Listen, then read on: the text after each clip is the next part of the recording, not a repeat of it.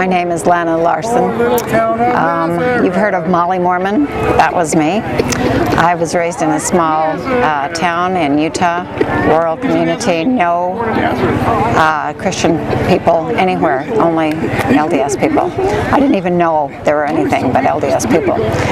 I was always the one who went to church, who did everything they told me to, checked off my squares. I was looking for a missionary to marry, a returned missionary, just as soon as I got out of high school and graduated, and I found him.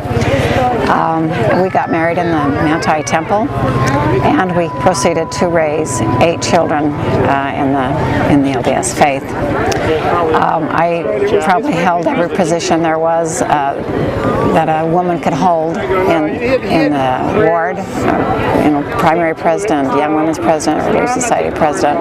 I was Relief Society president when my husband decided that Mormonism was not true, and I remember distinct fights that we would have as he would try to take my religion from me. I said he would never do that, that it was my life. But I didn't know that there were Christians praying for us, our family, and on my behalf especially, and so God used that, answered prayer, and I just remember one distinct night, my husband showing me out of the Bible where Christ paid for my sins. That anything that I was trying to do by going to the temple all the time and doing my genealogy and everything else that I was trying to do to make myself worthy was a slap in his face, because he had done it. He had paid for my sins, and he had paid for all the past mistakes, the present mistakes, the future mistakes. And the light came on, distinctly Ephesians 2:8 and 9, where by grace you are saved and not by works. When I saw that, that was my wake-up call. And the Mormon Church was not happy that as a Sunday school teacher and me as Relief Society president were leaving.